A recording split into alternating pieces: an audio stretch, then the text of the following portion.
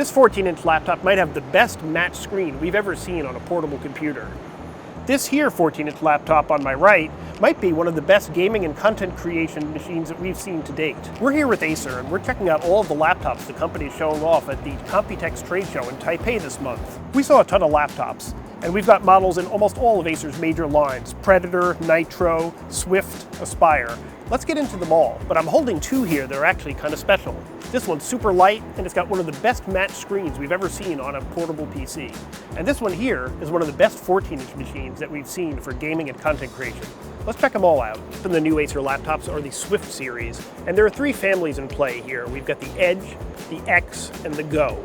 They're all in the new machines, 14-inch machines, with one 16-incher thrown in with the Go's. The premium model here is the Swift Edge 14 AI. This is a really, really lightweight machine. It weighs only 2.23 pounds, and when you lift it up, you can barely believe it's a real laptop. It really just feels like a shell or a toy.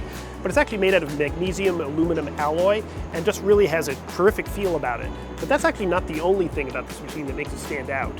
The screen on this actually uses a particular Corning Gorilla Glass treatment, which makes the matte finish on it virtually perfect. If you look at it off sides or in sunlight, it's extremely well done, and this is actually the first implementation of this Corning Gorilla Glass in a laptop. The Swift Edge 14 AI is built on Intel Lunar Lake processors.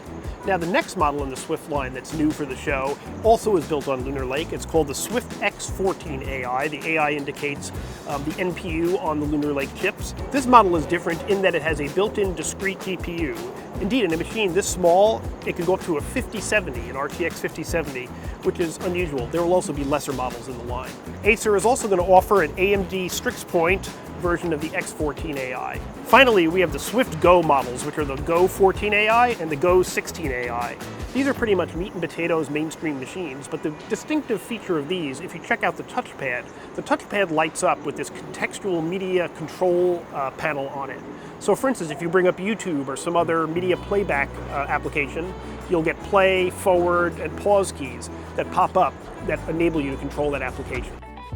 This is the Acer Predator Triton 14 AI, a super portable gaming laptop powered by Intel Lunar Lake, which is not something we often see in the gaming space. The Intel Core Ultra 9 processor and NVIDIA RTX 5070 are definitely draws, but it's really the screen and the portability that separates this machine. The 14.5-inch display is an OLED touch panel, which we don't often see a lot in the gaming space. This laptop is aimed as much at creators as gamers, so the screen has a 120Hz refresh rate and CalMan verification for creative pros.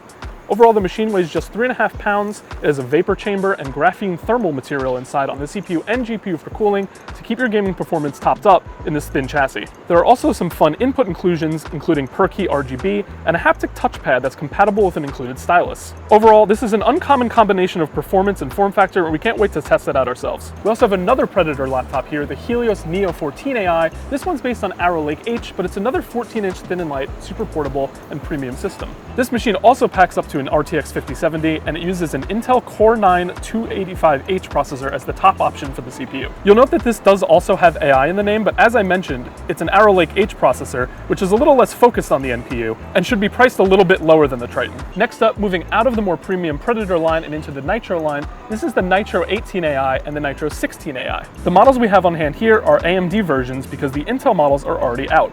This runs up to a Ryzen AI 9 365 processor, as well as an RTX 5070 Ti.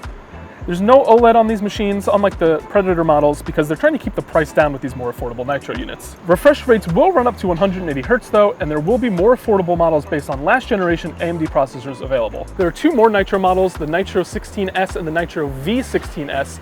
The S stands for slim. These are also low-profile, affordable models that will run the 5070 and the 5070 Ti. Last but not least, the most affordable of the bunch, the Acer Aspire 14 AI and 16 AI. The interesting thing about these is that processors from all three major chip makers are available on these systems. Intel, AMD, and even Qualcomm are producing chips that will go inside these laptops.